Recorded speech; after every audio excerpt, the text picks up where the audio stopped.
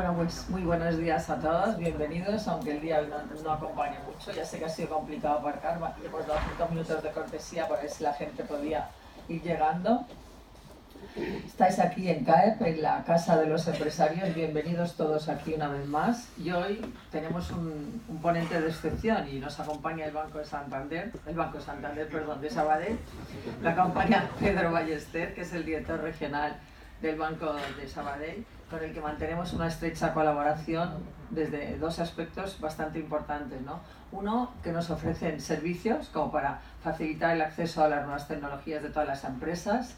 También nos ayudan a la financiación del circulante en cualquiera de las modalidades que podamos necesitar y también en la financiación a medio y a largo plazo de las inversiones en activos fijos mediante préstamos y leasing, ¿no?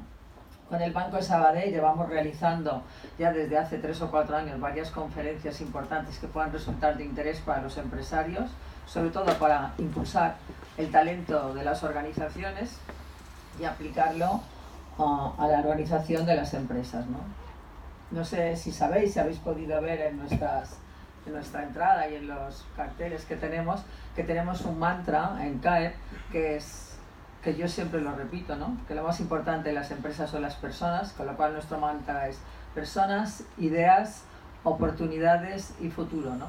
Yo creo que el principal valor, como decía anteriormente, de las empresas son las personas, con lo cual tenemos que fomentar de una manera muy especial y hoy con un ponente de excepción como es Álvaro Merino, pues lo que es impulsar el talento de las organizaciones y aplicarlo en el ámbito de la empresa, ¿no? Hoy Álvaro nos explicará cómo ha hecho esto y sobre todo en el mundo del deporte. Es un placer hoy tenerte aquí, ¿no?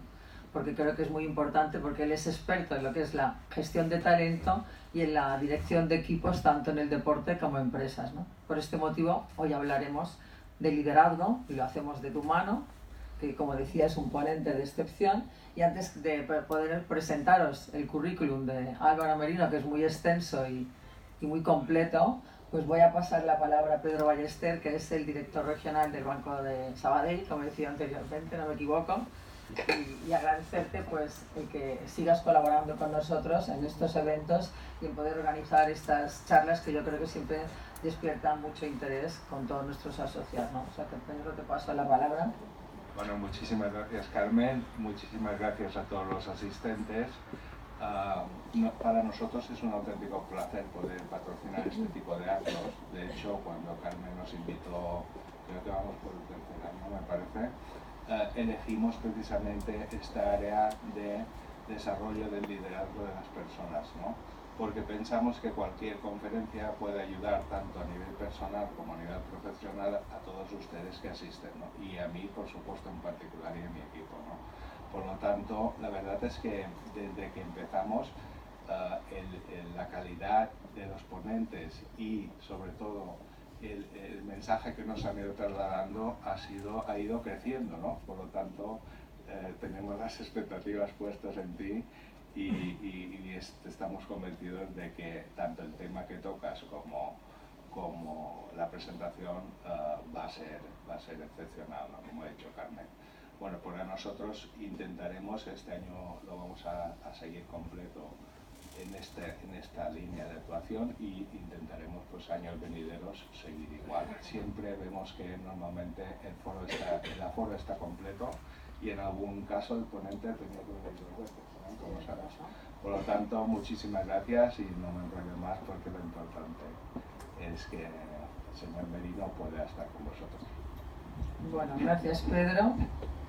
Y yo quiero poner un poco de relieve, ¿no? Que la buena acogida que han tenido todas estas conferencias y presentaciones que hemos hecho a lo largo de estos años, pues demuestra la importancia que tiene para los empresarios y para los directivos en general a la capacidad que damos a nuestros trabajadores, a las personas que están con nosotros para comunicar y liderar equipos, ¿no? Creo que es muy importante estar comprometidos con los equipos que tenemos para favorecer el clima laboral, la cohesión del grupo, gestionar adecuadamente los equipos de trabajo y además tener un importante valor a nivel reputacional para atraer y fidelizar inversores, clientes y colaboradores, ¿no? Y para hablar de habilidades que se deben desarrollar los líderes en las empresas y estimular el crecimiento de sus equipos, pues tenemos aquí hoy a Álvaro Merino, a quien paso a presentaros. Como os decía, tiene un currículum muy largo y muy bonito, ¿no? Es experto en talento, trabaja con deportistas y directivos de alto rendimiento, ha sido director académico de la Escuela Universitaria del Real Madrid desde el 2006 al 2010. Actualmente es mentor en la Escuela Universitaria del Real Madrid, compaginando esta labor con el trabajo que hace con deportistas, entrenadores, así también como directivos de muchas compañías españolas. Tiene una empresa que se llama 359 y me gustaría muchísimo que luego les explicaras por qué le pusiste este nombre tan particular, ¿no? De 359 a tu empresa, ¿no?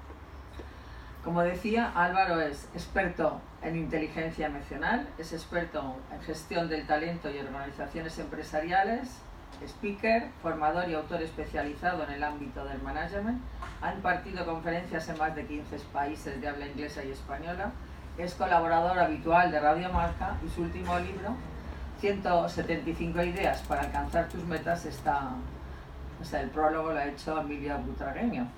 O sea que no me extiendo más, quiero que podamos disfrutar el mayor tiempo posible con Álvaro.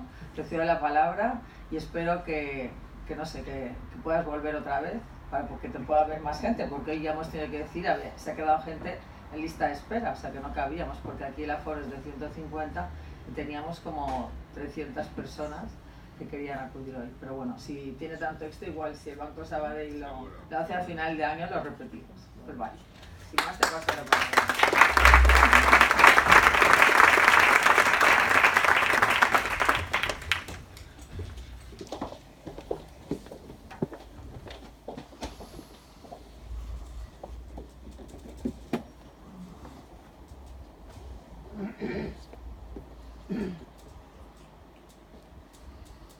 Bueno, pues ahora sí que sí.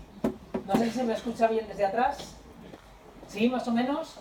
Muy bien. Perfecto. Bueno, pues nada, buenos días. Un placer el poder compartir con todos vosotros, con todas vosotras, esta hora y media, algo más de reflexión compartida, que es más o menos lo que dura un partido de fútbol y seguramente con algún minutito de descuento más, que a algunos a veces nos venía bien, aunque últimamente no nos viene nada bien. Pero bueno, la verdad que abrumado por la asistencia y como buen deportista, pues bueno, acepto el reto, ¿no? De la expectativa alta.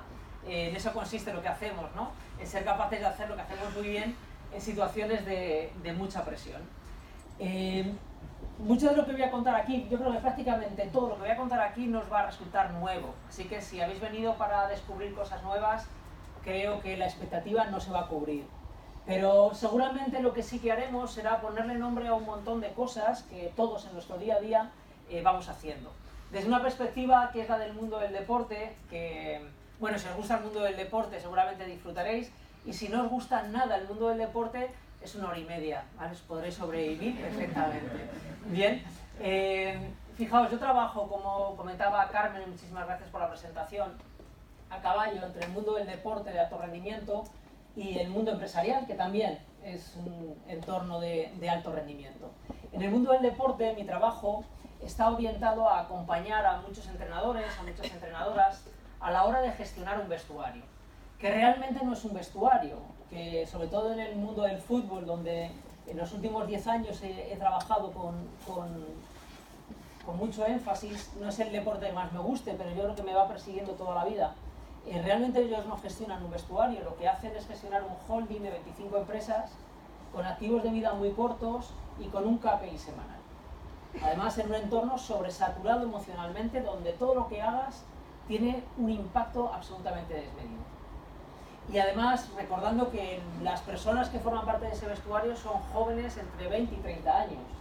Nos parece que los deportistas son atemporales, pero la realidad es que son personas entre 20 y 30 años. Y eso también condiciona mucho la manera de actuar. Lo que sí que me gustaría durante este rato que vamos a compartir, y os lo pido con mucho énfasis, es que no os creáis nada de lo que os cuente. ¿Vale? Que el hecho de que yo os cuente cosas no significa para nada que lleve la razón. Simplemente es una manera de ver las cosas. Y seguramente con algunas cosas estaréis de acuerdo, con otras no. Y si salís de esta charla con más dudas que certezas y con más preguntas que respuestas, yo creo que habré cubierto las expectativas. Ese es mi planteamiento. Fijaros, hablamos de liderazgo. Cuando hablas de liderazgo enseguida te viene el mundo del deporte, ¿no? Porque hay tantos ejemplos de liderazgo. Sin embargo, el liderazgo donde realmente se ha estudiado es en el mundo de las empresas. Y es curioso porque el mundo del deporte y el mundo de las empresas tienen muchísimas cosas en común. Muchas de las cosas que nosotros vivimos en un terreno de juego son fácilmente extrapolables al mundo empresarial. Y en gran medida, al contrario, es igual. Gran parte del trabajo que hacen los entrenadores con los que yo comparto tiempo es precisamente formarse en disciplinas muy vinculadas con el management que luego transfieren a su día a día en el mundo del deporte. Pero teniendo tantas cosas en común, desde mi punto de vista, de donde más se aprende es de las cosas que más nos diferencian. Y para mí hay tres cosas, principalmente, que nos diferencian radicalmente al mundo del deporte de élite, y siempre hablaré del mundo del deporte de élite, del mundo de las empresas.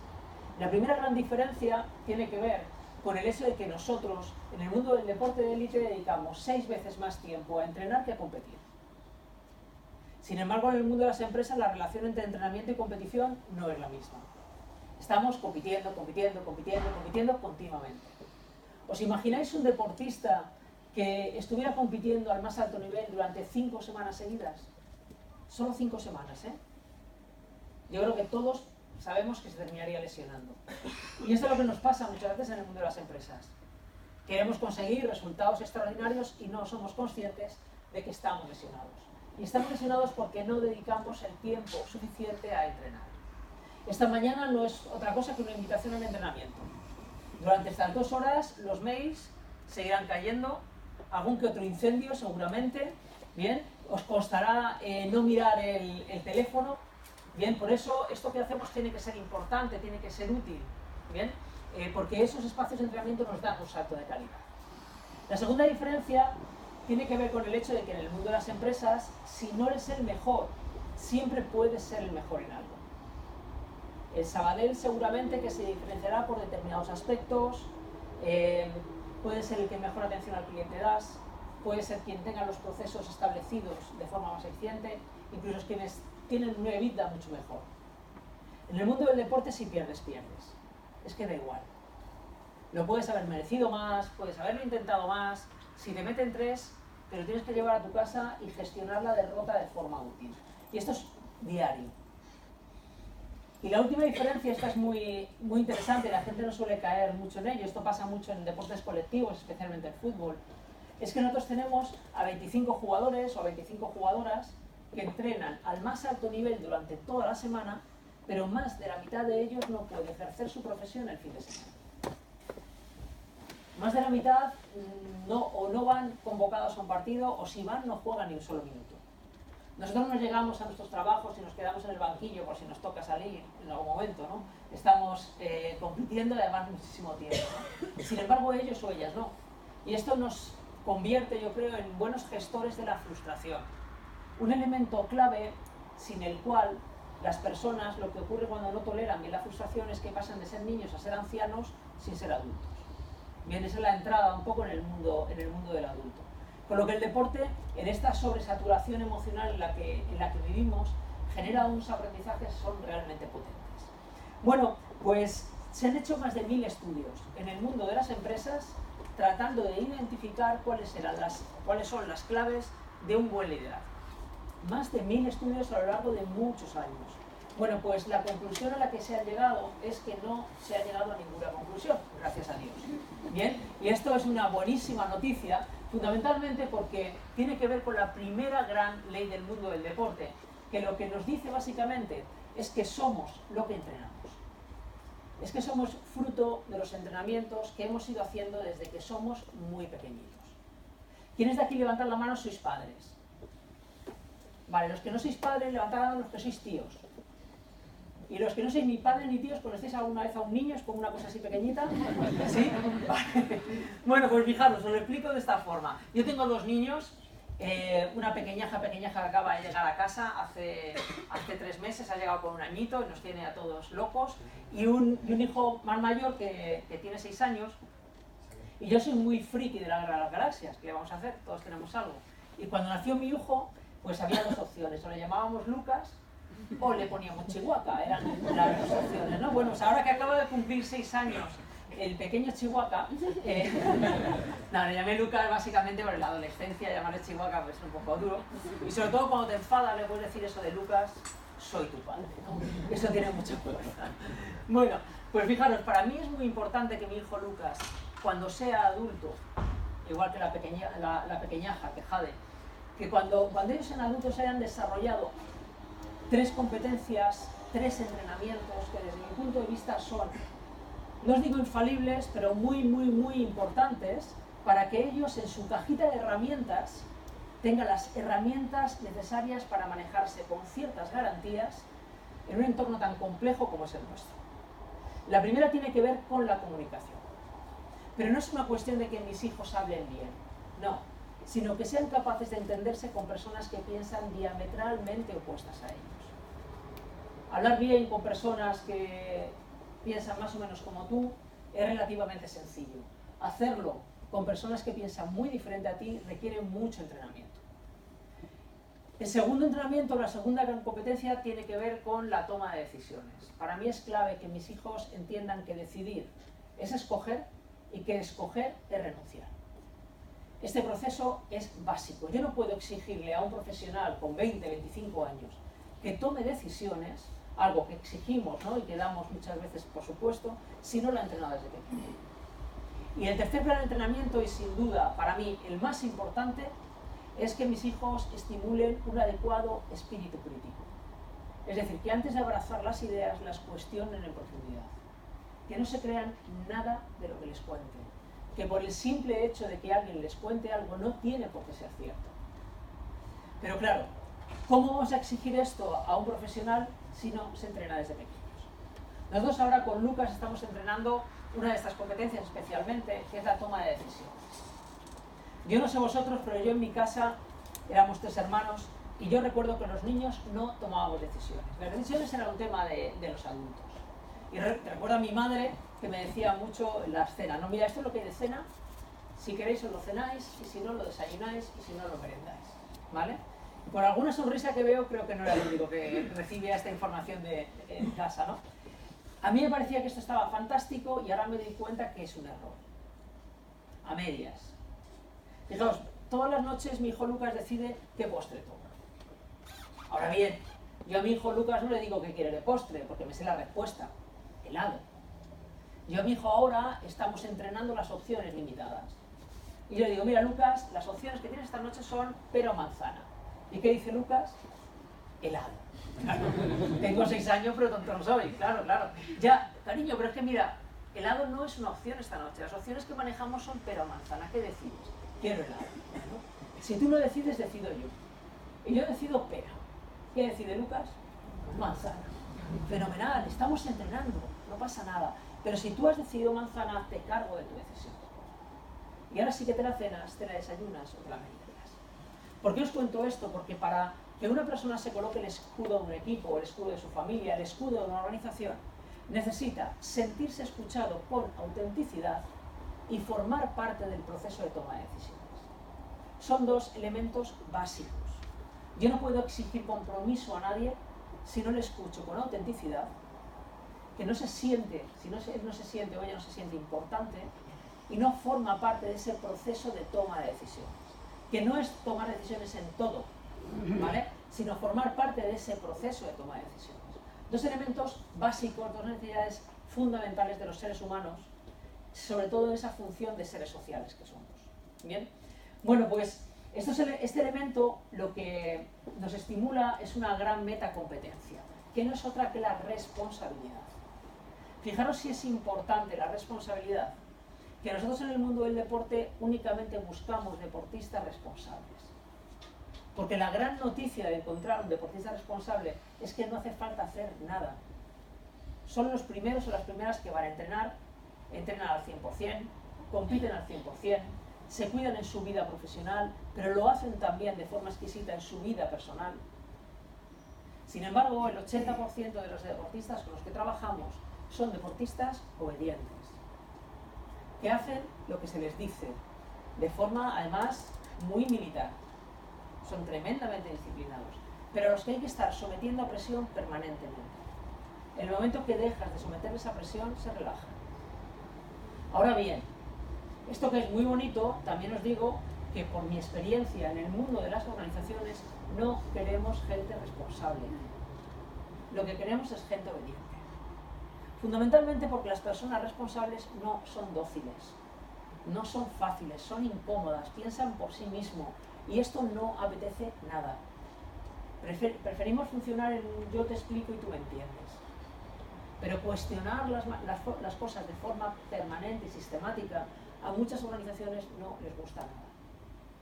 Pero este es un elemento clave. Solamente para llegar a la élite en un deporte, en la empresa, se construye con personas que utilizan bien su responsabilidad, que cuestionan de forma constructiva, que no bloquean, que avanzan, pero que se cuestionan además cuando las cosas van bien. Y esto es un elemento absolutamente clave, pero no suele ser muy común. Bueno, pues todo esto va relacionado con algo que Carmen ha comentado en el inicio, y es primero la apuesta por las personas. En todos estos procesos de cambio, ahora hablaremos, las personas son absolutamente claves, y especialmente el talento de estas personas. Y para eso es necesario desarrollar inteligencias diferentes a las que hemos aprendido desde que somos pequeños. Fijaros, desde pequeños desarrollan básicamente dos inteligencias, especialmente una, que es la inteligencia lógico-matemática, que es la capacidad que tenemos los seres humanos de adquirir conocimiento muy relacionado con los conceptos. Y es lo que la educación tradicional ha estado haciendo, ¿no? Un maestro o una maestra tenía el conocimiento, nos lo daba y nos evaluaba. Si adquiríamos suficiente conocimiento, continuábamos, si no, repetíamos. Y los niños, cuando ya estaban en secundaria, previos a empezar la universidad, estaban catalogados en dos grandes grupos: el grupo de los listos y el grupo de los tontos. Si estabas en el grupo de los listos, genial, porque pasabas de pantalla, seguías jugando. Pero ¿y si estabas en el grupo de los tontos? Teníamos un problema. ¿Qué hacemos con este niño, con esta niña que no valen para esto? Y muchas veces esto se vivía casi de una forma dramática. Luego resulta que la Universidad de Harvard hace un estudio que demuestra que las personas con un elevado cociente intelectual, indicador de la inteligencia lógico-matemática, ocupan puestos de menos responsabilidad que personas con un CI más bajo. Vaya, básicamente que al final los listos terminan trabajando para los tontos. Yo vi la luz, yo digo, y hay futuro. Pero esto no significa que adquirir conocimiento no sea importante, es básico, es fundamental. Nadie puede tomar una buena decisión si no tiene un conocimiento profundo. ¿Bien? Pero lo que nos viene a decir es que el conocimiento no es un factor diferenciador. Básicamente es qué es lo que nosotros hacemos con ese conocimiento. Fijaos, yo desde los 12 hasta los 28 años competí en un deporte de masas, está más o menos equilibrado con el mundo del fútbol, así que podéis imaginaros cuál es. Era el piragüismo. ¿Bien? Estuve un montón de tiempo haciendo piragüismo, hacía larga distancia en piragua. Bueno, era bueno Saúl Cravioto, son 2x2, ¿no? Álvaro Merino es 1,65 m, soy más modelo Alfredo Landa. Bien, pero yo competía haciendo maratón, ¿no? Y bueno, lo dejé a los 28 cuando ya sumé mi quinto millón de euros en el banco, ¿no? Y me metí en el mundo profesional, ¿no? Pero fijaros, yo cada vez que entrenaba, y entrenaba todos los días a las 7:30 de la mañana, a 50 kilómetros de mi casa, en los meses estos de enero, febrero, marzo, pues en Madrid 3-4 bajo cero a esas horas, donde entrenábamos, los teníamos prácticamente a diario, ¿no? Lejos del entrenamiento físico que pudiera hacer, de lo que yo no era consciente era cómo cada día estaba entrenando competencias para la vida. Cómo trabajaba mi responsabilidad, mi disciplina, la tolerancia a la frustración, la gestión de expectativas, el trabajo bajo presión. Cuando acababa mi vida deportiva y entré en el entorno laboral, yo ese entrenamiento ya lo tenía hecho. Presentaba un proyecto, me decían que no, y yo decía Álvaro, piragua, pala, y a seguir entrenando. El mundo del deporte, el mundo de la música, las artes escénicas, son entornos de un impacto emocional tan potente que generan aprendizajes desde que somos muy pequeños. Y eso nos predispone de una forma diferente a manejar entornos de altísima complejidad como son los entornos en los que vivimos actualmente. Permitidme que os ponga un vídeo de una empresa patrocinadora de la UEFA Champions League que quiso incorporar a su equipo de organización de eventos a una persona joven, bien, pero no querían equivocarse. Estaban cansados de mirar currículums brillantes y que luego no respondían a personas que fueran capaces de manejarse en esos entornos inciertos.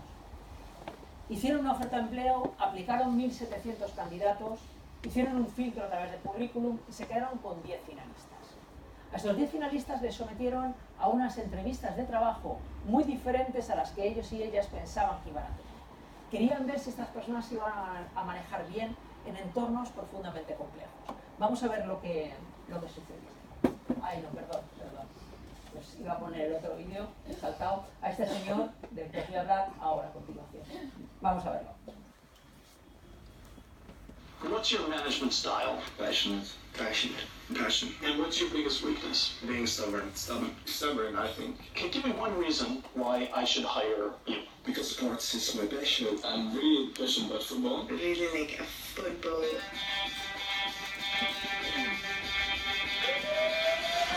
When you are looking for a job or an interview, Take a brush. you look good, you feel good.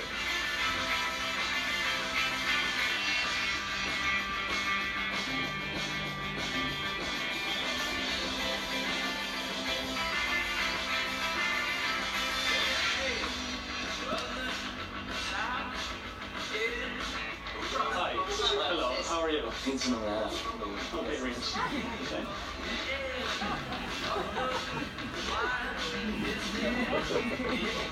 And so you liked it when we were walking hand in hand?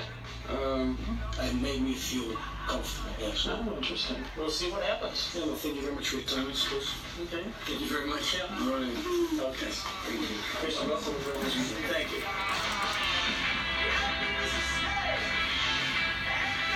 So, do you Irish or? I'm fine. I'll get a little water in a second.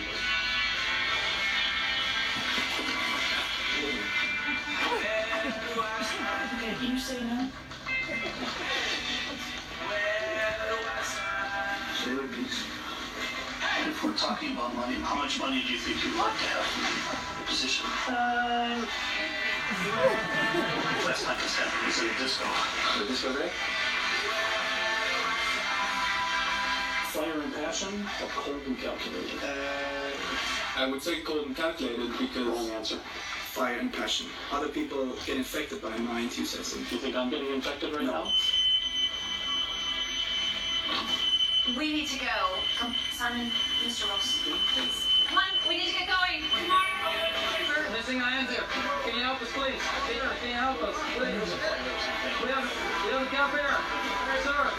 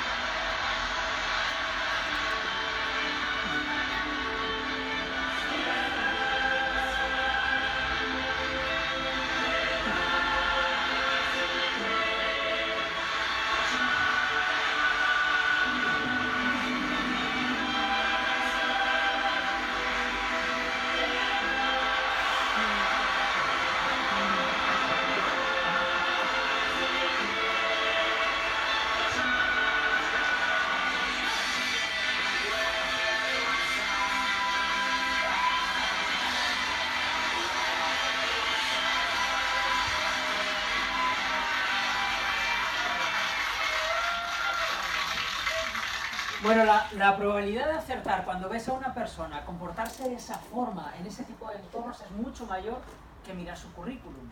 De hecho, si nos falta conocimiento un año en cualquiera de las organizaciones en las que estamos, es más que suficiente para adquirir ese conocimiento. Pero si no vienes con estos entrenamientos desde atrás, ¿cuándo los incorporas? Nosotros siempre decimos que es mucho más inteligente educar bien a un niño que tener que arreglar a un adulto. Y bastante más barato. ¿Bien? Bueno, pues imaginaos en esa línea que fuerais uno de los 10 mejores profesionales del mundo de lo que hacéis. Que lo que decís, vuestras opiniones, incluso vuestras decisiones generan una tendencia a nivel global. Esto además económicamente pues iría bien remunerado más o menos, ¿no? Yo imagino que profesionalmente puede ser aspiracional para muchos de nosotros.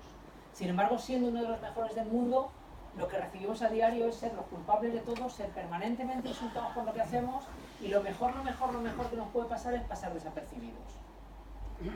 A lo mejor ya nos interesaría tanto, ¿no? Aunque algunos seguramente pensarán, no hace falta ser uno de los mejores del mundo para que me pase esto, ¿no? A diario, ser el culpable de todo, ¿no? Bueno, pues esto es lo que os pasa, lo que le pasa a este personaje que os he puesto antes, ¿bien? Que es el árbitro de fútbol. El árbitro de fútbol era ese amigo gordito que todos teníamos, que cuando hacíamos equipos y éramos impares se quedaba de árbitro, y si éramos pares también se quedaba de árbitro. Además, para ser árbitro hay que tener apellidos de árbitro, si no, no vale. Este señor se llama Carlos Velasco Carballo, o sea, Velasco Carballo, es apellido de árbitro total.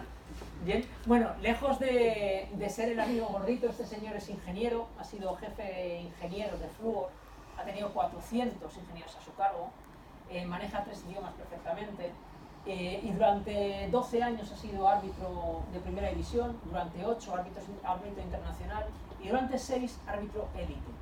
Los árbitros élite son un grupo de unos 20-25 árbitros en todo el mundo. Realmente de esos 25 hay 10 de ellos que pueden llegar a arbitrar la final de una Copa del Mundo, de un Mundial de Fútbol. ¿Bien? Él actualmente, además, esta semana ha sido nombrado responsable del VAR. Esto puede sonar, es el barman, que le llamamos ahora el barman. El VAR es el videoarbitraje. Bien, en la nueva tecnología que se incorpora al fútbol para tratar de reducir los errores arbitrales. Bueno, Carlos tiene 46 años, tiene mi edad, pero como podéis ver, a mí la vida me ha tratado mejor, él está más castigado, tanto viaje. Yo llevo 23 años trabajando con ellos. Empecé a trabajar con Carlos cuando él estaba en categoría preferente, en fútbol aficionado. Primero como preparador físico, ya que mi formación universitaria ha estado vinculada al mundo del deporte también. Y en los últimos 12 años desde un trabajo mucho más emocional, ¿no? Ayudándoles a gestionar este tipo de situaciones y conseguir que su nivel de acierto aumente, ¿no? En un entorno donde hagas lo que hagas vas a ser el culpable absolutamente de todo, ¿no? Bueno, estos árbitros élite han desarrollado una capacidad muy vinculada con el oído. Ellos son capaces de identificar si aciertan o se equivocan de forma instantánea por el ruido que se genera en un estadio. Claro, diréis, ¿cómo? Es que la gente cuando va a un gran estadio lleva la radio, o bueno, ya el smartphone, no escucha la radio. Si en la radio dicen el árbitro ha cometido un error, ellos, por el ruido que se genera en el estadio, saben claramente que la han pifiado. Nosotros cometemos un error y al menos tenemos 5 minutos para ir al baño y decir, a ver cómo salgo de esta, ¿bien? Hacer una llamada. Ellos no, ellos a lo mejor un minuto después tienen que tomar una decisión igual de importante en el mismo área y en el área contraria. ¿Qué les hace diferentes? El conocimiento técnico del reglamento. De hecho, seguramente Carlos os diría que muchos de los árbitros jóvenes saben más de reglamento que él. Lo que les hace diferente es cómo ellos son capaces de mantener la calma en entornos de alta complejidad. Cómo son capaces de conseguir que su cabeza no se dispare en situaciones profundamente complejas. Bien. Trabajando con Carlos, recuerdo que hace unos años yo le decía, oye, tú alguna vez eres ingeniero, ¿no? Y su cabeza es muy de ingeniero, pero muy de ingeniero, ¿no? Para lo bueno y para lo malo. Le decía, oye, ¿alguna vez le has dado las gracias a un jugador? Y entonces decía, oh, no, yo soy el árbitro. Yo no me creo que no le haya dado las gracias a un jugador. No. Digo, bueno, vamos a entrenarlo. Y en el próximo partido tú arbitres al equipo que arbitres, vete a un jugador importante y le das las gracias en el descanso. Carlos decía, bueno, porque me lo pides, pero no lo veo, ¿no? Digo, no hace falta que lo veas, simplemente que creas en ello, ¿no? Y entonces arbitraba al Barça y en el descanso se acerca a Xavi Hernández y le dice, oye Xavi, muchísimas gracias, me habéis puesto la primera parte súper fácil, te lo agradezco muchísimo. Imaginaos la cara de Xavi Hernández, no entendía nada, decía, bueno, vale, Velasco, tal. Y dice, Álvaro, la segunda parte yo quitara lo que picase, tenía a Xavi al lado diciendo, ¿vas a dejar a Velasco otra hoja? Venga, tal. Yo ahora le doy las gracias al segundo entrenador, a un tillero. Fijaros como algo que él no había incorporado era el manejo de personas, nos comentaba Carmen, ¿no? Eso a él le dio un salto de calidad.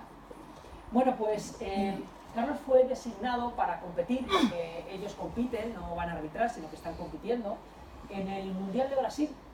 Un mundial al que España fue de vacaciones, si os acordáis, que nos volvimos muy rápido, todos los españoles muy tristes, salvo 3 españoles que estaban allí, Carlos, Juanqui y Roberto, sus 2 asistentes, porque básicamente se les abría una ventana de oportunidad única en su vida profesional para llegar a lo más alto de su profesión.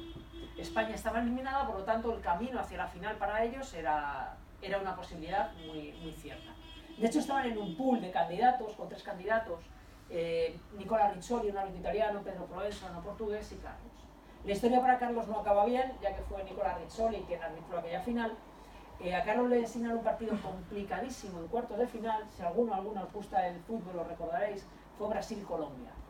En este partido de cuartos de final ganó Brasil 2-1, un partido muy polémico, y lógicamente cuando tu equipo pierde, pues necesitas encontrar un argumento que justifique por qué me han eliminado. Ya sabes que nosotros aprobamos o nos suspenden, nosotros ganamos o nos eliminan, ¿no? Bueno, pues qué mejor que el árbitro. El árbitro ha sido el culpable de lo que nos ha sucedido. Bueno, los españoles también teníamos un árbitro, a un tal Al-Gandour, un egipcio, que nos echó del Mundial de Corea y Japón, aunque nadie se acuerda que aquel partido lo perdimos contra Corea del Sur, la superpotencia del mundo del fútbol, pero era el árbitro, ¿no? Bueno, pues un periódico colombiano sensacionalista al día siguiente, para recordarle a Carlos que está entre los 10 mejores, o estaban entre los 10 mejores árbitros del mundo en aquel momento, le regalaron esta portada. Bien, este es el regalo que te dan cuando haces tu trabajo al más alto nivel. ¿Vale? Imaginaros cuando hablamos de liderazgo, cuando hablamos a veces de la soledad del líder, bueno, pues muchas veces seguramente que nos sentimos como un árbitro, ¿no? Teniendo que tomar decisiones en niveles de muchísima complejidad, bien, muchas veces no entendidos, en pos del bien de una competición, de un negocio, de un proyecto. ¿Bien? Muchas veces para mí este ejemplo de Carlos es realmente estimulante para explicar estos conceptos, ¿no? Bueno, pues fijaros que unido a esto hay un elemento clave. Hace 76 años, cuando mi padre nació en Jaén, en el mes de mayo, ese mismo día cuando él nació se podían hacer 3 llamadas de teléfono. Hace un añito y medio, cuando nació mi hija, eran millones las llamadas, millones los WhatsApps. Hemos tardado 28 años en llegar a los 100 millones de usuarios de telefonía fija. 28 años. Para llegar a los 100 millones de usuarios de Pokémon GO se ha tardado 28 días. ¿Qué es lo que ocurre? Pues que nuestros padres, nuestros abuelos vivieron en entornos donde los cambios eran profundamente predecibles. Cualquier cosa sucedía con una cierta cadencia. Y ahora nosotros vivimos en lo que llamamos ya entornos o mundos VUCA, que son mundos volátiles, inciertos, complejos y ambiguos. Todo cambia a una velocidad exponencial. Gran parte de lo que hoy compartimos aquí, dentro de 6 meses, la mitad de estos conceptos han quedado obsoletos.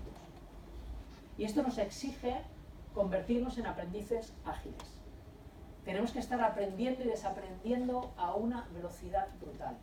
Hace unos meses estaba precisamente con la competencia, lo he contado Carmen, con el Banco de Santander, bien, y el director de tecnología comentaba a gran parte de su equipo directivo, le decía, la entrada al banco dentro de 2 años será el smartphone. Esa será la entrada, y tendremos que atender 24 horas, 7 días a la semana. Y esa es la tendencia. La gente ya cada vez entra menos a una oficina. ¿Bien? Dice, y la gran competencia, nuestros rivales no van a ser otros bancos. Nuestros rivales van a ser Google, Facebook, Apple, que están cogiendo la parte del pastel más golosa para el mundo bancario. ¿Bien? Y ellos han nacido digitales y los bancos están digitalizándose, ¿no? Entonces ya muchas de los mensajes publicitarios van en esa línea, ¿no? Esto nos exige estar aprendiendo y desaprendiendo. Pero claro, nosotros no aprendemos como los niños, que aprenden como un libro en blanco. Nosotros tenemos que olvidarnos de lo aprendido para generar nuevos aprendizajes. Y en ese desaprendizaje es donde aparece la emoción que más impacta y que más se transmite, que es el miedo. Y la gran dificultad a la hora de generar aprendizajes es gestionar el miedo en el cambio. De hecho, no estamos en la era de la gestión del cambio.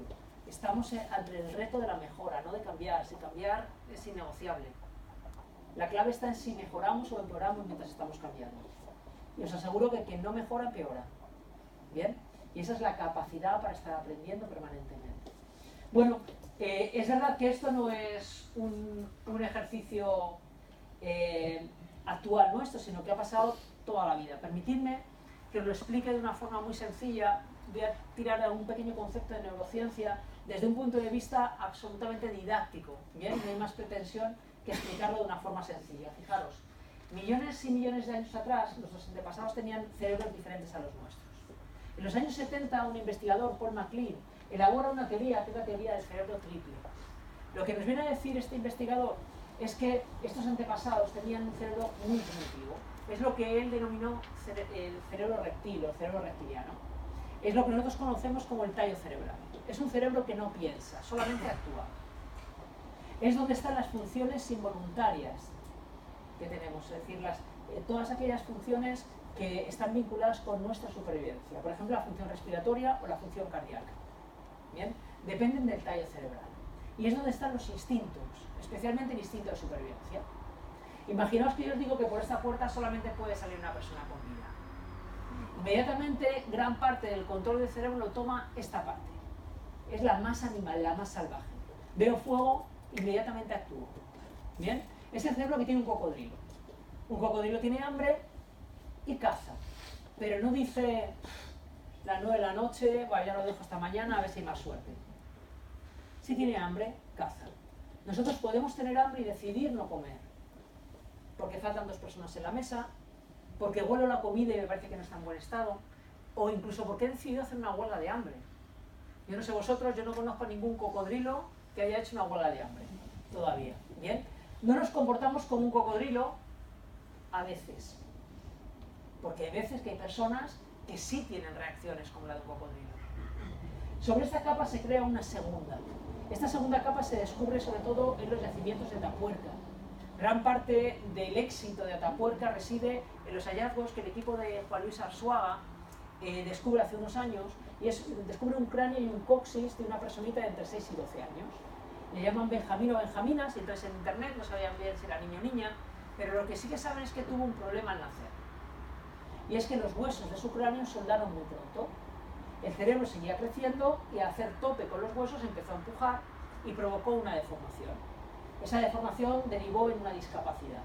Es decir, teníamos una persona con una fuerte discapacidad en la era de las cavernas. La probabilidad de que esta personita pudiera vivir 6, y ya os digo 12 años, se antojaba prácticamente imposible, a no ser que existiera una tribu que le protegiera. Para tener el concepto de tribu, de sistema, de equipo, nuestros antepasados tenían que tener ya un cerebro emocional superior, que compartimos con perros, caballos, primates, que tienen emociones exactamente igual que nosotros. ¿Qué es lo que nos diferencia del resto de los animales? La última capa, el neocórtex. ¿Bien? Es verdad que hay personas, todos los seres humanos tenemos neocórtex, pero algunos es conjunto vacío, lo han traído de serie, pero no se les conoce actividad, pero más o menos, ¿bien?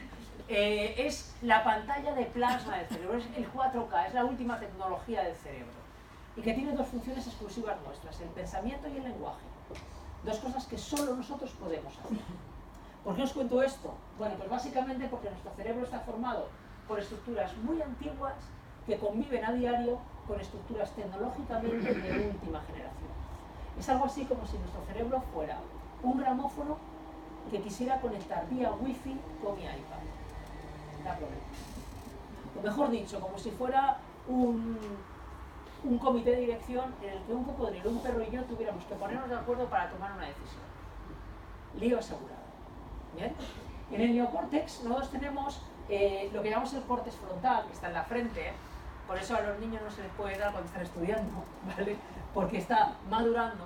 Es la responsable del proceso de toma de decisiones. Todas las funciones ejecutivas del cerebro dependen del córtex frontal. Para que os hagáis una idea, madura aproximadamente a los 25 o 27 años. Hay quien no madura a los 20 y quien con 45 está esperando todavía madurarlo, ¿vale? Pero de media son los 20-25 años. Fijaros que mientras que ese corte frontal no está maduro, mayoritariamente la toma de decisiones parten del sistema límbico y más concretamente de la amígdala cerebral, ¿vale? Esto explica por qué cuando hemos sido adolescentes hemos tomado decisiones alocadas, nos hemos puesto en riesgo de forma innecesaria, fundamentalmente porque nuestro cerebro todavía no estaba maduro. ¿Bien? El cerebro de un adulto, imaginaos que fuera la palma de mi mano, el cerebro reptil sería el talón, el pulgar sería el cerebro límbico y el neocórtex sería lo que tapa mi cerebro. ¿Bien? Este es el cerebro de un adulto. Es vuestro cerebro ahora, estáis relajados, no estáis arriesgando, el único que arriesga aquí soy yo ahora mismo. ¿Bien? Vuestro cerebro está relajado y tapadito.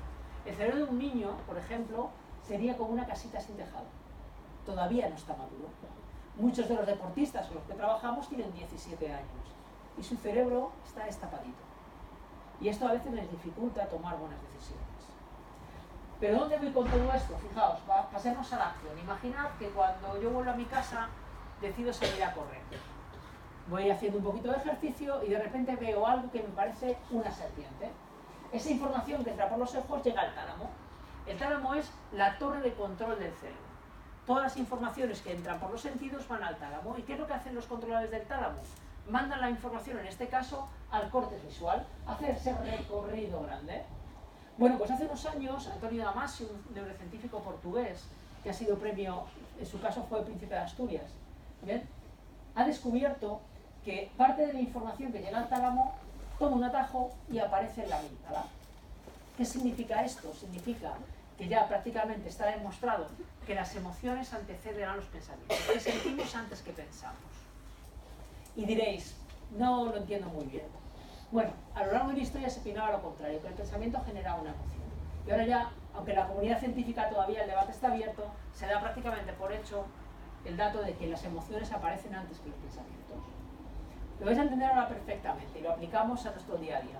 Imaginad que yo voy por una calle estrecha, a oscuras, y al final de la calle hay un rottweiler negro, en posición de ataque, salivando, y el bicho está diciendo mi nombre. Vale, inmediatamente se activa en mí una emoción, ¿que es cuál?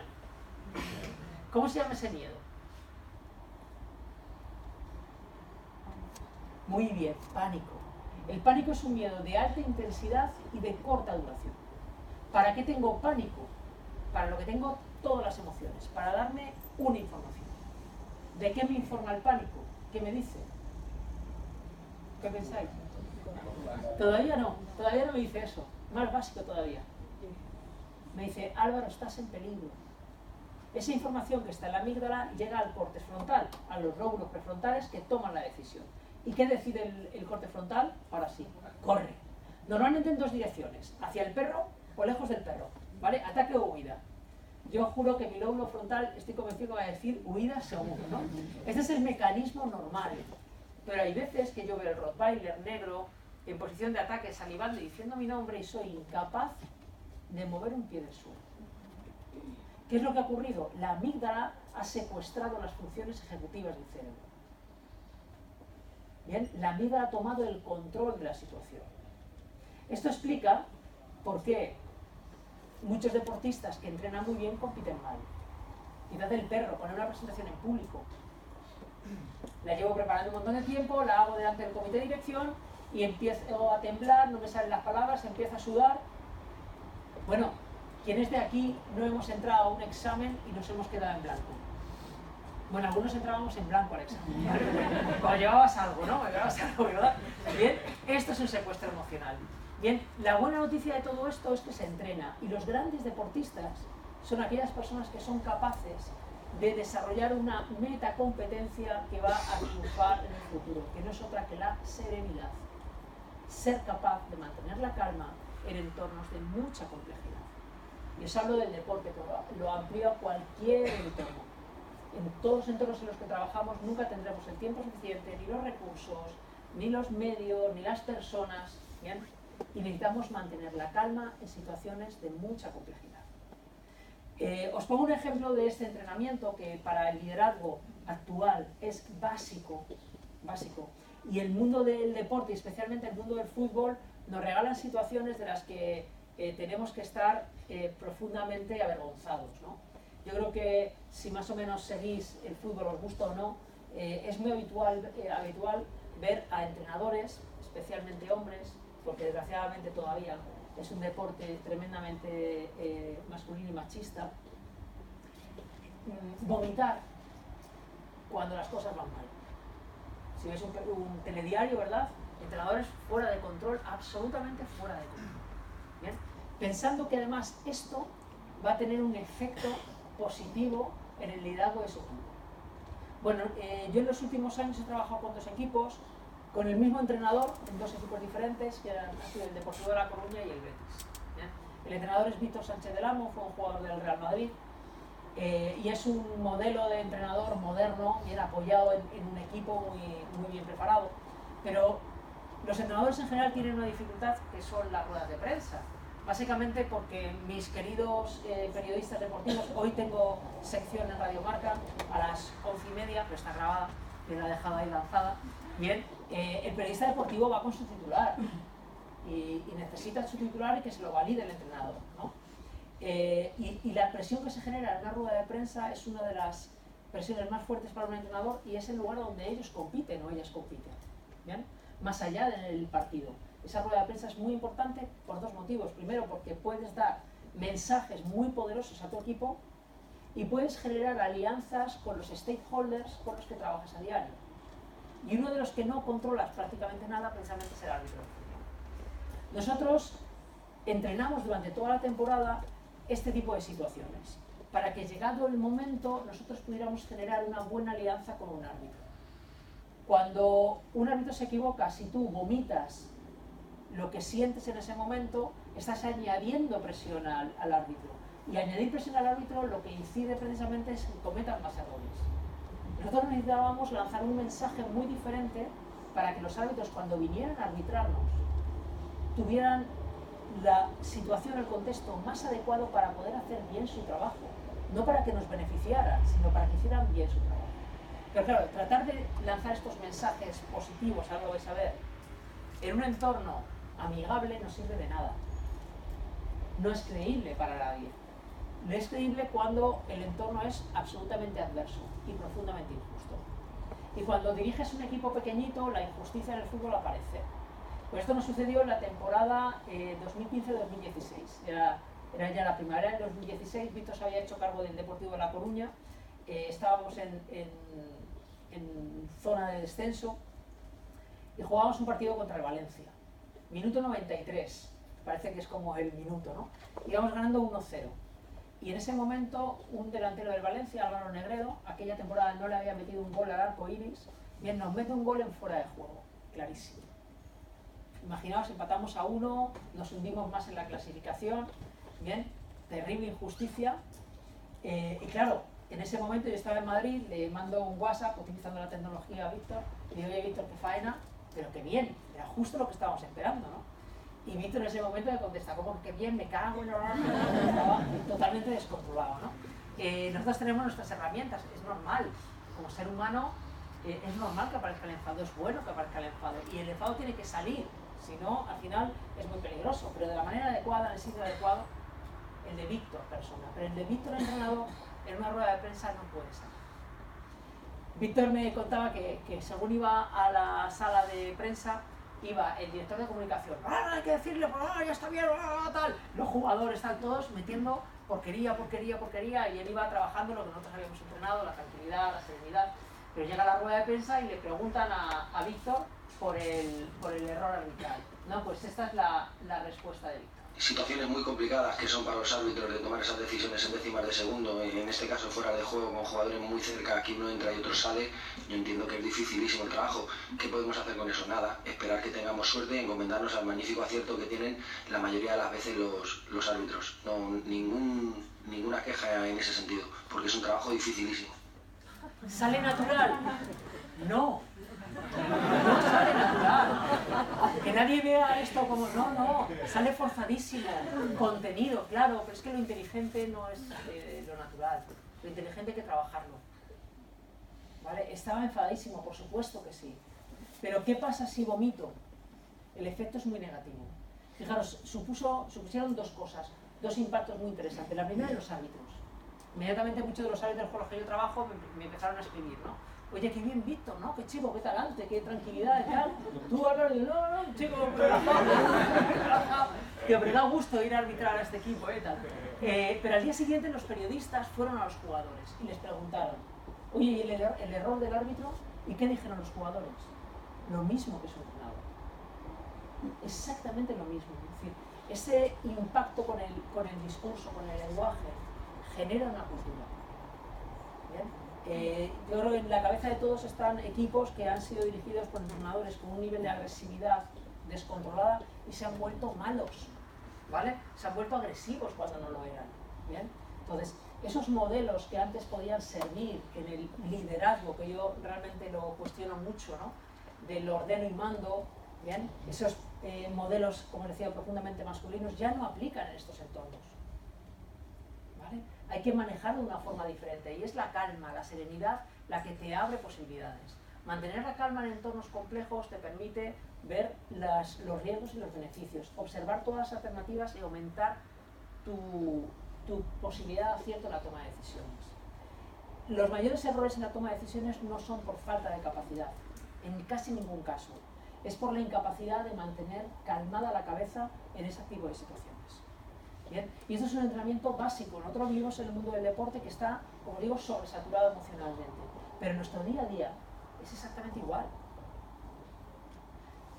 ¿Cómo vienen ahora las nuevas generaciones? Fatal. La gente joven viene fatal. Sin responsabilidad, sin valores, pasan de todo, solamente quieren ocio. Esto se escucha a diario. Pero yo esto se lo escuchaba a mi abuelo. Mi abuelo me decía esto cuando yo tenía 14 años. ¿Cómo venís los jóvenes? Es que pasáis de todo. Es que vais a vuestra bola. ¿Y sabéis lo que yo pensaba de mi abuelo? Que era muy mayor. Yo llevo 15 años dando clases en la universidad y desde hace 7 ya no doy clases en el grado. Solamente doy en los posgrados. Pero fundamentalmente porque mis alumnos siempre tienen 18 años. Pero yo cada año tengo uno más. Y el gap generacional lo estoy haciendo yo. Claro. ¿Cuánto tiempo del día os dedicáis solo a vosotros, solo a vosotras? Quitar el tiempo del baño, ese no cuenta. Poco o nada. Claro, ¿qué imagen estamos trasladando a la gente, a la nueva generación? Si es que no somos nada sexys. Cero. ¿Qué ven en nosotros? Gente que no se cuida, gente irascible, gente impaciente, que trabaja de sol a sol. ¿Y qué ven en nosotros? Que yo para ser eso... Tienen toda la razón del mundo, ¿eh? Al final, si yo quiero que mis hijos vean que el mundo es un lugar chulo donde vivir, ¿qué tienen que ver en sus padres? Gente que se divierte, que disfruta, que trabaja mucho, pero que viene con alegría a casa, que a veces están cansados, pero también le dedican tiempo. Cuidado, ¿eh? Necesitamos como líderes, como educadores, llevarlo al terreno donde queráis, ser un referente válido para la gente. Pero lo que nosotros estamos haciendo no es nada atractivo. Pero nada atractivo. Bien, por ese elemento desde mi punto de vista es básico y fundamental. Y esto va ligado a entender el liderazgo desde una perspectiva diferente. Bien, yo creo que ya no aplican las definiciones del liderazgo vinculadas a las capacidades de influir en los demás. Por supuesto que el liderazgo es influencia, pero en estos entornos tan cambiantes, liderar no es otra cosa que regalar contextos tan estimulantes como incómodos donde la gente se rete y aprende.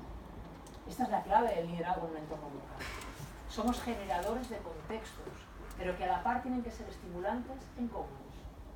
La diferencia, o la palabra contraria a la valentía no es la cobardía. La palabra contraria a la valentía es la comodidad. No somos cobardes, somos cómodos. ¿Bien? Y esto nos impide muchas veces pasar a la acción. A las personas, a los equipos, tenemos que tenerlos en entornos que sean incómodos, porque ahí es donde se aprende, pero profundamente estimulantes. ¿Para qué? Para que la gente estimule la voluntad. Fijaros que yo no os voy a hablar del concepto de la motivación, ¿vale? Porque yo creo que además está denostado y no es del todo cierto. ¿Bien? Muchas veces en el mundo del deporte hay deportistas que nos dicen que no están felices y entonces no tienen una performance adecuada, ¿no? Claro, y yo lo que les digo es que es todo lo contrario. No hay que estar motivado para hacer las cosas, hay que hacer las cosas para encontrar la motivación. Porque si se hubiera que estar motivado para hacer las cosas, yo os aseguro que mi madre no me hubiera hecho la comida casi ningún día. Porque no creo que mi madre estuviera muy motivada, ¿bien? Pero lo hacía. O sea, en la acción se encuentran los motivos. Pero más allá de la motivación, lo que intentamos estimular en las personas es la voluntad. ¿Bien? La voluntad es la motivación dirigida por inteligencia. Por poneros un ejemplo, la diferencia entre ambos estaría, digamos, en una vela. La llama que enciende la vela es la motivación, la chispa, pero la voluntad es la cera de la vela. Lo que nos interesa es la cera de la vela, el cómo esa motivación perdura en el tiempo. Pues explico de qué manera se trabaja la voluntad. Y es decir, cómo se trabaja esa persistencia cuando las cosas bonitas desaparecen. ¿Bien? Se hizo un estudio con 82 alumnos universitarios. Se dividieron en 2 grupos y les metieron a cada grupo en una sala. La sala era idéntica. Tenía una mesa con un plato lleno de galletas recién hechas. A uno de los grupos los investigadores les dijeron que les daban las gracias por participar en el estudio y que consistía en estar 5 minutos sin meterle la mano a las galletas, ¿vale? Les agradecían su trabajo y les preguntaron si había alguna cosa en la sala que ellos pudieran mejorar para que su estancia durante el estudio fuera lo más agradable posible. ¿Bien? En el otro grupo se metió en la sala, se puso la mesa, las galletas, y lo que se les dijo fue algo muy diferente. Les dijo, las galletas no se tocan durante 5 minutitos, ¿está claro? Empieza el estudio. De los 82, 3 metieron la manita, ¿vale? Sus datos se eliminaron. Pero lo importante es que después, a los 79 restantes, se les sometió a una tarea que era muy tediosa, y era colocarse delante, de forma individual, delante de la pantalla de un ordenador, viendo pasar números cada medio segundo. De tal forma que cada vez que aparecía un 4 seguido de un 6, tenían que darle a la barrita espaciadora. Bueno, pues los alumnos que estaban en el grupo, que fueron tratados con respeto, aguantaron una media de 12 minutos haciendo la tarea tediosa. Aquellos que fueron tratados sin respeto abandonaron a los 2 minutos. Para que la gente estimule su voluntad necesita ser tratada con profundo respeto. Fijaros, en el mundo del deporte nosotros llevamos a los deportistas mucho más allá de los límites establecidos por la salud. El deporte de élite no es saludable. Ahora bien, el mundo de las empresas, a un nivel de alta responsabilidad, tampoco lo es, ¿eh? No pensemos que vivimos en un mundo saludable, para nada. ¿Bien? Al deportista se le exige hasta más allá de los límites. Pero al ser humano que está haciendo esa tarea, ejerciendo esa profesión, hay que tratarle con profundo respeto. ¿Cuántas veces en el mundo de las organizaciones vemos directivos que son humillados públicamente? Esto no vale, señores. Esto no vale. Tenemos que ser capaces de diferenciar las exigencias altas con el profundo respeto y dignidad que merece cualquier ser humano. ¿Bien? Y este elemento es absolutamente clave precisamente para estimular la voluntad, es decir, el esfuerzo sostenido en el tiempo. Porque todas las leyes del deporte lo que nos dicen es que no existen los atajos. ¿Bien? Que las cosas no suceden cuando tú quieres, sino cuando realmente están maduras. Bien, igual que no queremos tener, entiendo, un niño campeón del mundo con 13 años, queremos tenerlo cuando tenga 20 o 25, ¿verdad? Lo que pasa es que muchas veces los papás queremos tener buenos niños en lugar de tener adultos adecuados, ¿vale? Y un niño no es un adulto pequeñito, es un proyecto de adulto, ¿vale? Y necesita estar maduro y tener las herramientas cuando es el momento adecuado. Y esto va muy vinculado con un concepto que es absolutamente clave, y es con el que yo creo que todos trabajamos, que es el talento. ¿Bien? Os pregunto, ¿qué es para vosotros el talento? Esto no baja nota, ¿eh? Es todos aprobados. Bueno, pregunta al revés. ¿Hay alguien que levante la mano que no sepa lo que es el talento? Ese se libra de contestar. Vale, lo sabéis todos. Fenomenal. Venga, ¿quién se atreve? Talento, una capacidad. Una capacidad. Las capacidades son innatas. Y realizar algo a un buen nivel. Ajá, realizar algo por lo menos por encima de la media. Más. Algo en lo que uno destaca. Ajá, algo en lo que uno destaca. ¿Alguna cosa más? Este es un tópico, ¿no? ¿Naces o se hace, no? Se aprende el talento. Se entrena el talento. Bueno, levantad la mano los que sepáis en qué sois especialmente buenos o buenas. Vale, he vuelto a hacer mal la pregunta, perdón. Levantad la mano los que sepáis en qué sois especialmente buenos o buenas, aunque os dé vergüenza levantar la mano. Venga, sí, alguno más, ¿no? Y alguno lo levanta pero dice, bueno, que tampoco se note mucho. Bien, este es el problema del talento. Y es que desde muy pequeños nos enseñan a no descubrir el talento. Y lo hacen maravillosamente bien. Si mi hijo va mal en matemáticas, ¿qué hago? Le pongo un profesor de apoyo, ¿verdad? Pero si mi hijo ha sacado un 10 en conocimiento del medio, ¿quién le pone el profesor de apoyo? Nadie. Y esto es terrible. No digo que no haya que poner profesor de matemáticas, ¿eh? Sí. A lo que me refiero es cuánto tiempo dedicamos a arreglar lo que hacemos mal y cuánto tiempo dedicamos a entrenar y mejorar lo que hacemos bien. Yo os aseguro que lo que pagan mis facturas no son mis debilidades, son mis fortalezas.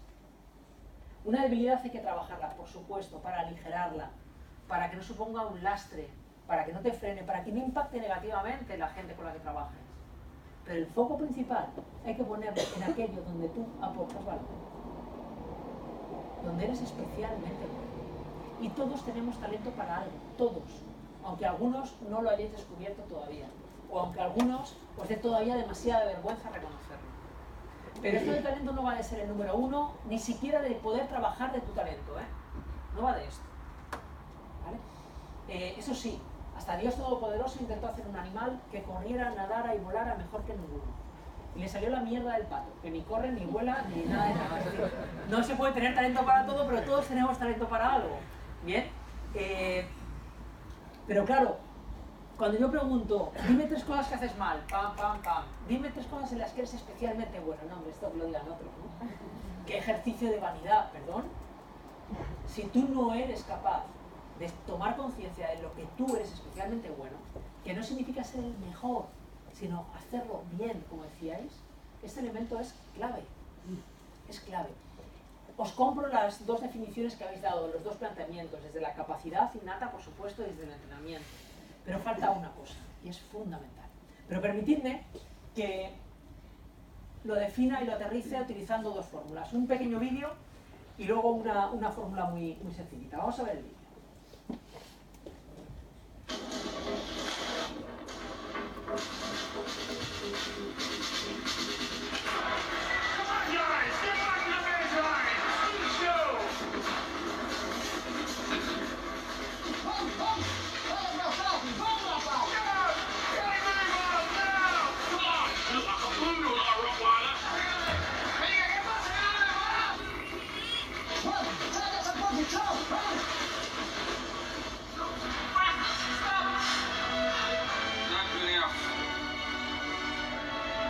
Should be on that line.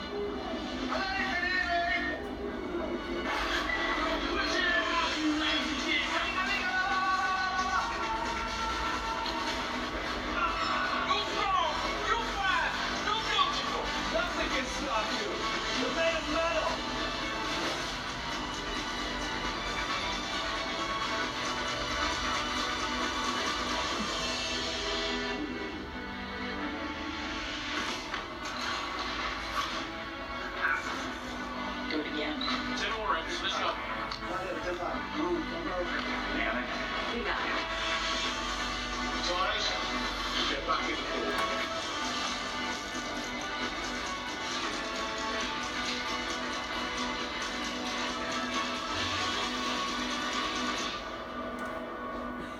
Bueno, hay veces que la gente cuando ve este vídeo se va a lo evidente, que es la discapacidad.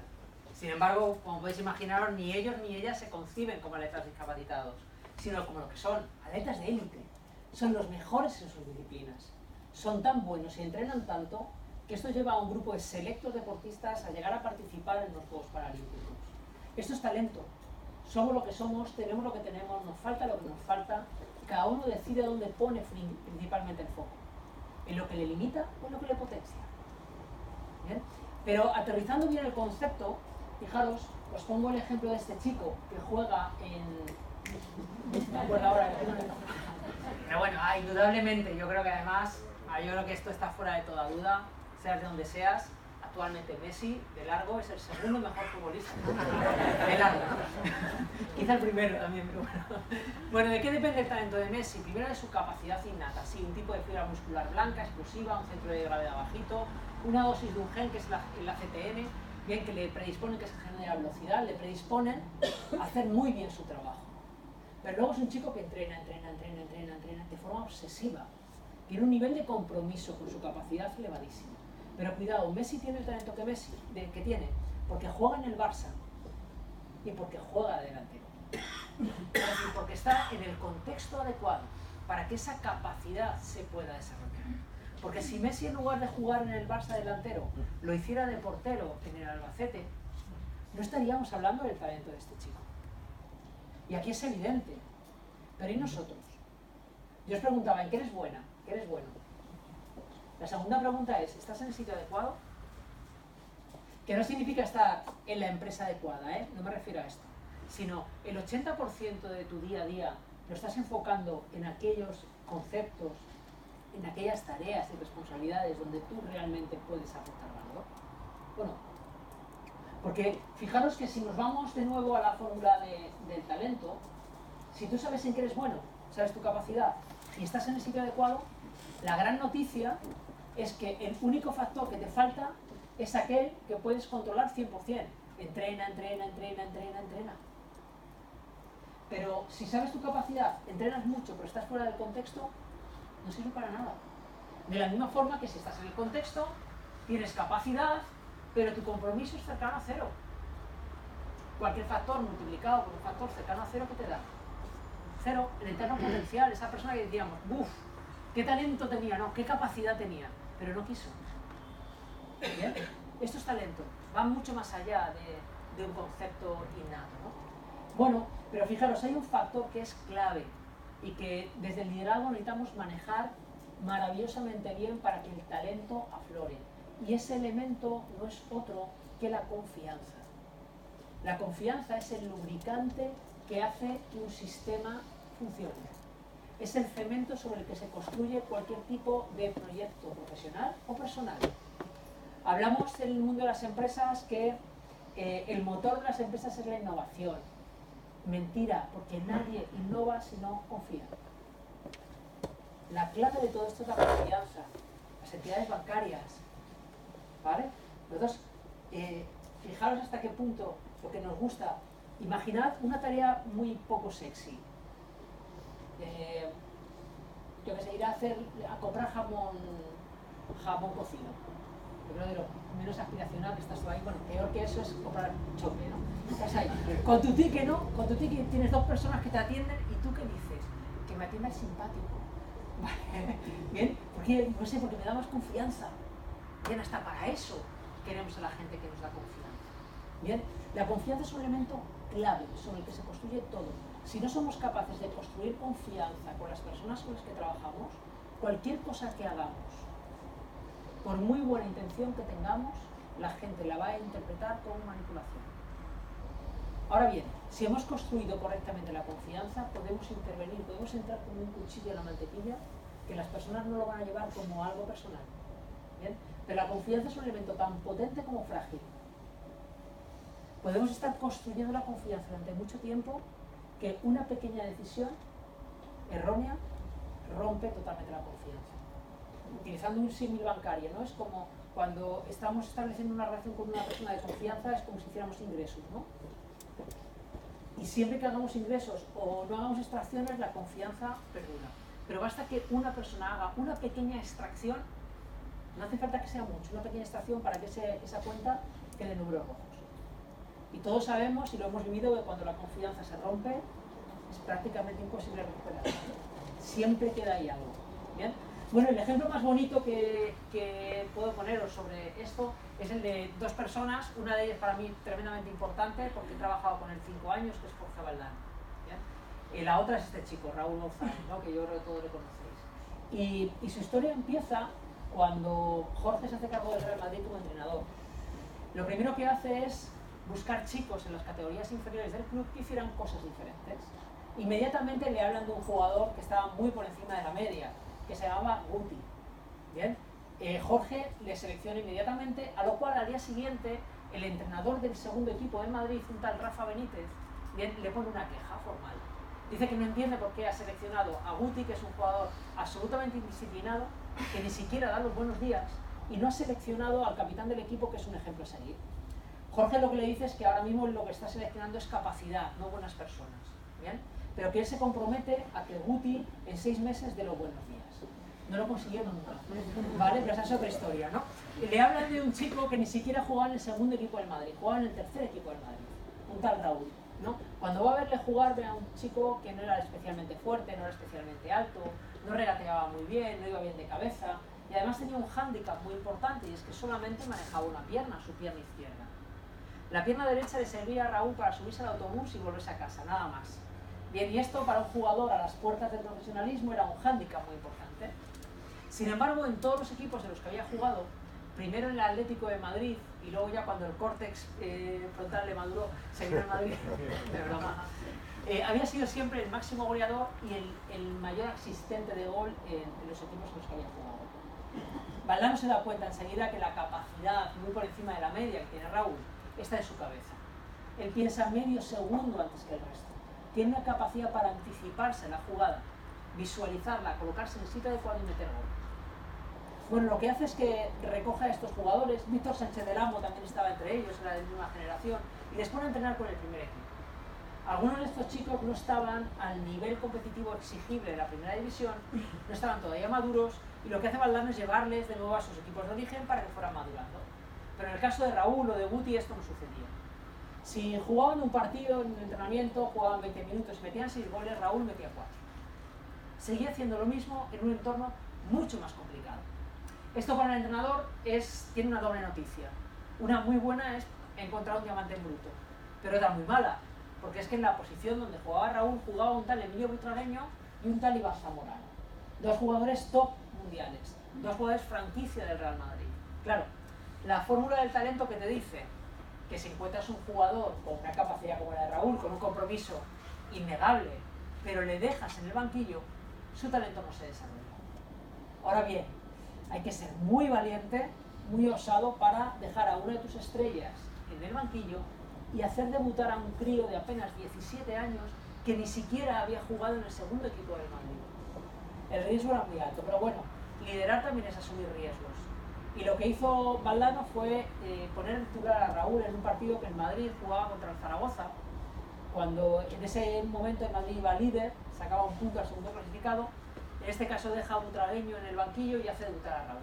Este es el debut de Raúl como jugador del Real Madrid. Vamos a ver.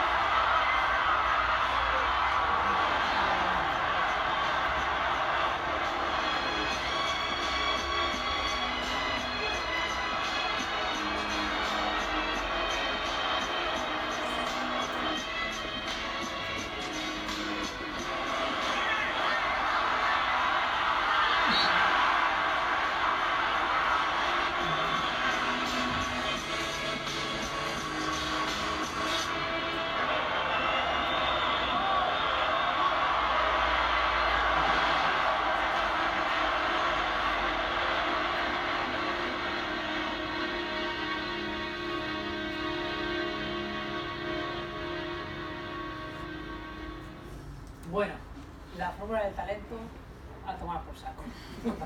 Le pones a jugar y, como decía en el vídeo, te la lía parda. Claro, efectivamente, los que sois futboleros lo habéis visto muy claramente, las que sois futboleros lo habéis visto muy claramente. No por estar jugando el partido están en contexto actual. Si os dais cuenta, todas las jugadas que tiene Raúl, efectivamente las tiene por su banda derecha o por su pierna derecha, donde él no tiene una fortaleza, donde tiene una debilidad. No por el hecho de jugar está en el contexto. Pero claro, hay que darle un feedback al chico. ¿Qué le dices? El Madrid empata 2, pasa de ser primero a ser tercero. Imaginaos los medios de comunicación, el entrenador se ha vuelto loco, poner a un crío desconocido, ¿bien? Y además no te sale bien el experimento. Claro, lo normal es decirle, bueno, ya habrá oportunidad, ¿no? Cuando ganemos 3-0, quedan 10 minutos, sales un poquito al campo, te vas haciendo la idea poquito a poco. Pero lo que Valdano le dice a Raúl es todo lo contrario. Le dice, oye, mira, no ha habido suerte de cara al gol, pero has hecho un gran partido. No sé quién te va a acompañar, pero lo que tengo claro es el próximo día vuelves a ser titular. Pero vamos a preparar el partido. Se sienta con el jugador y revisa las jugadas y le pide que el siguiente partido todas las jugadas las haga o por la banda izquierda o con su pierna izquierda. Y al resto de compañeros del equipo le piden que siempre busquen la fortaleza de Raúl, donde él les pueda hacer mejores. Claro que el siguiente partido no era cualquier partido, era el derbi. El Madrid jugaba en casa contra el Atlético de Madrid. ¿Hay alguna aficionada del Atlético de Madrid aquí? Bien, vale, va a durar poquito, ¿vale? Dolerá lo justo, pero hay dos cosas muy interesantes que tú vas a disfrutar mucho. Primero a Simeone con el 8 a la espalda comiéndose al árbitro y luego a Luis Enrique vestido de blanco, que está un madridista y duele muchísimo. Bien, trabajó durante toda la semana, llegó el partido del Bernabéu y este es el debut de Raúl en el Santiago.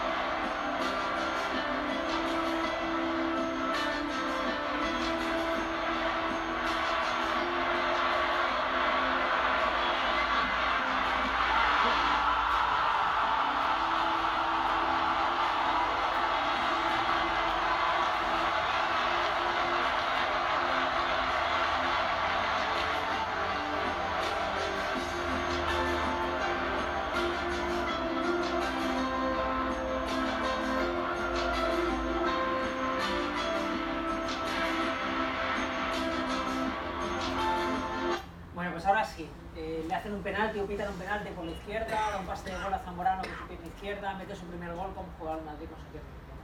Ahora sí está en el contexto adecuado, pero es gracias a la confianza que el entrenador les dio.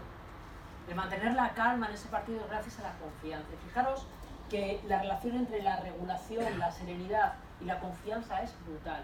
Os cuento dos estudios que lo refrendan. Uno seguramente lo habéis escuchado, es un estudio clásico de la psicología y que está muy relacionado también con el mundo de la empresa, que se hizo en la Universidad de Stanford en los finales de los 60, principios de los 70.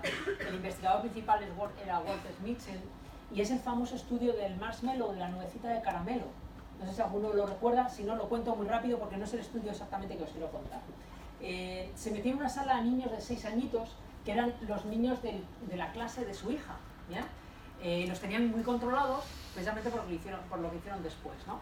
Se les metían en una sala y se les ponía en un platito una nubecita de esas de gominola. Le decía al investigador, mira, puedes comértela o puedes esperar 15 minutos porque voy a hacer un recado y si cuando vuelva no te lo has comido yo te doy 2, ¿vale? A mí esto me parece maltrato infantil, ¿vale? Básicamente esto es lo mismo que hacía mi madre. Mi madre todos los martes teníamos para comer lentejas, cosa que odiábamos los hermanos, ahora me encanta, pero lo odiábamos, de primer plato y de segundo huevos fritos con patatas, ¿no? Y era como, el hermano que conseguía pasar la barrera de las lentejas, era como, guau, yo todavía se lo recuerdo a mi madre, ¿no? Bueno, pues lo que querían medir era cómo los niños se regulaban emocionalmente y no cedían a la tentación de comerse una gominola. Lo que vieron es que luego estudiaron a estos niños longitudinalmente, es decir, a lo largo de su vida, y vieron que existía una correlación, no una causalidad, sino una correlación entre los niños que demostraban niveles más altos de regulación emocional con adultos que se habían convertido con un mayor nivel de éxito profesional, ¿vale? Bien, es un clásico y todo el mundo lo tiene como referencia, pero deja ciertos huecos, ¿no? Simplemente hay correlación, no significa que por regularte bien tienes éxito, ¿eh? Hay una correlación. Bien, lo interesante es que en el 2012 la Universidad de Rochester evoluciona este estudio y realmente es interesante. Lo que ellos hacen es que cogen a niños y los ponen de las mismas edades en dos grupos. A uno llaman grupo fiable y otro grupo no fiable, o de entorno fiable y de entorno no fiable. Y van pasando de forma individual a niños, sean de un grupo u otro, a una sala. Y lo que tienen es una mesa con un pliego de papel y un tarro de cristal con lápices de colores. Y lo que les invitan es a hacer un proyecto artístico, un dibujo. Pero antes de empezar, el investigador les dice, oye, mira, puedes empezar o puedes esperar porque voy a ir a por una caja de colores nuevas, muchísimos materiales, ¿no? Tanto los niños en un grupo como en otro deciden esperar. Lo que ocurre es que cuando el investigador entra en la sala donde hay niños de grupo fiable, de entorno fiable, vuelve con su caja de colores. Maravillosos, fantásticos. Pero en el caso de todos los niños de entorno no fiable, el investigador llega y dice, oye, mira, que es que no hay colores. Te he dicho eso, pero que no. Olvídate que vamos a dibujar con el tarro de los lápices que están en el tarro de cristal. ¿Bien? Esto impacta de dos formas, ¿no? Lógicamente, primero, en una mayor desmotivación de los niños que no reciben el material y una baja productividad. La calidad de los dibujos es menor. ¿bien? Pero lo interesante es que mientras que están dibujando, aplican el estudio de Mitchell del marshmallow. Le dice, bueno, mira, ahora es el momento de tomar algo dulce. Entonces le ponen el plato con la nuecita. Dice, pero bueno, puedes comértelo ahora o espera 15 minutos que voy a hacer un recado y si vuelves no te lo has comido, te tomas 2. Ya imagináis cómo va a acabar esto, con el rosario en la boca, ¿no? Claro, los niños que habían recibido los colores, es decir, que habían recibido aquello que los investigadores le habían prometido, mantuvieron el control sin comerse, todos se comieron el marshmallow antes de los 15 minutos, ya lo adelanto, pero mantuvieron 12 minutos el control emocional sin meterle mano a la nuecita. Mientras que los niños que estaban en el entorno fiable, que una vez les dijeron que iban a traer lápices y no se la trajeron, tardaron 4 minutos en comerse. Claro, dice, sí, tú me has prometido una cosa que ahora ni de broma. Fijaros cómo la confianza estimula la regulación de las personas.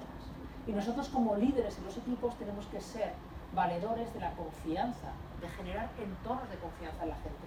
Porque eso va a hacer que nuestra gente esté más tranquila, más serena, más calmada para poder tomar buenas decisiones, para poder enfrentar retos, ¿bien?, cada vez más difíciles. Pero si nosotros estamos generando entornos de desconfianza, la gente no va a poder mantener la calma en ese tipo de situaciones. ¿Bien? Si definimos la confianza, porque no se queda en un concepto demasiado etéreo, os defino la confianza en 2 entornos, en la relación y en el equipo. ¿Bien? La confianza en la relación consiste en estas 2 cosas, en dar responsabilidad y en estar presente. Si yo quiero que mis hijos aprendan a nadar, les tengo que regalar un contexto tan estimulante como incómodo donde aprendan, ¿vale? Estoy ejerciendo mi liderazgo. Es decir, les regalo una piscina de mayores. Es estimulante porque es de mayores, pero es incómoda porque no hacen pie. Si yo creo que Lucas aprenda a nadar, lo que hago es me meto en la piscina. ¿Y qué le digo? Que asuma su responsabilidad, que salte. Claro, hay otra técnica, que se agarra al niño, le tiro a la piscina y voy a tomar una cervecita, ¿no? Que total todos los niños aprenden a nadar. Bueno, esto es lo que nos han enseñado siempre. Confundir la confianza solo con dar responsabilidad. Y si yo llego a Pedro y le digo, Pedro, el proyecto es tuyo, ¿vale? Confío en ti. Y me voy, ¿vale? Esto en mi pueblo, en un barrio de Madrid, se llama colocar un marrón, ¿vale? No es confianza. Bien, y creo que acabamos de conectar, ¿verdad? Porque más de un marrón nos hemos comido, ¿no? Y nos han colocado. Claro, desaparecer no es dar confianza, es poner en riesgo a la gente que aprende. Pero el lado contrario también existe, que es la sobreprotección. La sobreprotección es una forma de agresión. Cada vez que nosotros sobreprotegemos en un aprendizaje, en alguien de nuestro equipo, estamos discapacitando su talento. De hecho, esto llega hasta tal punto que una profesora de la Universidad de St. Joseph en Filadelfia ha acuñado un concepto a nivel educativo muy interesante, que es yo creo que muchos lo conocéis, que es el de los padres helicópteros. ¿Vale? Los padres helicópteros son los padres que sobrevuelan permanentemente la vida de sus hijos. ¿Bien? Y para esta profesora existen 3 tipos de padres helicópteros. Está el padre helicóptero de combate, ¿bien? Este es el que ataca a todo aquel que se mete con su niño, ¿bien?, impidiendo que estimule la musculatura de la resolución de conflictos. El padre, este a mí me gusta mucho, el padre helicóptero de tráfico, este es el que toma las decisiones por su hijo permanentemente. Te dices, mi hijo me ha estudiado Derecho, a mí. Faltaba la carrera, y ya me la ha estudiado mi hija. Y luego está el padre helicóptero de rescate, que es el que saca al niño de cualquier tipo de situación, impidiendo que trabaje su resiliencia, la superación de adversidades, levantarse una vez más de las veces que te caes, ¿bien? Entender que los atajos no existen. Por lo tanto, la confianza es estar lo suficientemente lejos para que el otro haga el aprendizaje y lo suficientemente cerca para sostenerle en situación de riesgo. Es tremendamente potente, pero tremendamente difícil manejarse en un lugar correcto de generación de confianza. Pero si nos lo llevamos a los equipos, y aquí, como eres del Atleti, hay que salir ganando, ¿vale? Porque el ejemplo más fantástico es el de este chico. Fijaros que esto está íntimamente conectado con algo que todos buscamos, que es el compromiso de nuestra gente. ¿Bien? Bueno, pues sobre el compromiso no se puede incidir directamente. Olvidaos. Por mucho que hagáis y por mucho digáis a la gente que se comprometa, la gente no va a comprometerse solamente porque se lo prometéis. Es algo así como que el compromiso es el resultado, es la consecuencia. ¿Bien? Es como si pusierais una cebolla y la capa de fuera fuera el compromiso. Para que la capa de fuera sea bonita, lo que hay que trabajar es desde dentro. Y claro, que es muy fácil de entender.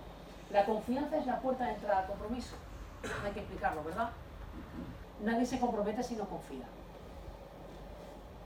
Sobre la confianza, los líderes pueden trabajar, deben de trabajar, pero deben trabajar a través de 3 grandes herramientas: siendo predecibles, siendo coherentes y demostrando capacidad. ¿A qué me refiero con cada cosa? Ser predecible es fácil, es decir, es tener una clara línea de argumentación. Si un día me dices A y otro día me dices Z, para mí eres absolutamente impredecible y no voy a confiar en ti. No es decir lo mismo, sino tener una línea de argumentación muy predecible para tu gente. Bien, Pedro puede ser mi jefe y yo sé cómo él piensa, cómo necesita las cosas, y eso hace que yo se lo presente de una forma determinada, aunque pensemos cosas distintas. La clave en todo esto está en la coherencia. La coherencia básicamente va a ser el elemento más fácil de definir, pero más difícil de llevar a cabo. Ser coherente básicamente es que no exista gap entre lo que dices y lo que haces. En el mundo del deporte, las deportistas te van a decir que ellos escuchan a su entrenador una vez lo que dice, después escuchan lo que hace. Y si entre una cosa y otra no hay coherencia, se acaba todo. Hagamos un ejercicio para explicarlo, muy sencillo. Poned todos la mano así, por favor. Pero todos, ¿eh? Haced lo que yo os diga, ¿vale? Llevaros la mano a la barbilla. ¿Dónde está la barbilla en pan? La barbilla está aquí. Yo os he dicho que hicierais lo que yo os decía, no lo que yo hiciera, lo que yo hago da lo mismo. ¿Veis? La gente no hace lo que le decimos, la gente hace lo que ve que hacemos. Eso es coherencia. Y el último elemento es tan potente como diferente, y es demostrar capacidad. Imaginaos, Dios no lo quiera, que tuvierais una enfermedad grave y solamente hubiera 3 personas en el mundo que operasen esa enfermedad. 2 de ellos son profesionales maravillosos, fabulosos, y tienen un 74,5% de efectividad en la operación. El tercero es un capullo integral, 97,5%.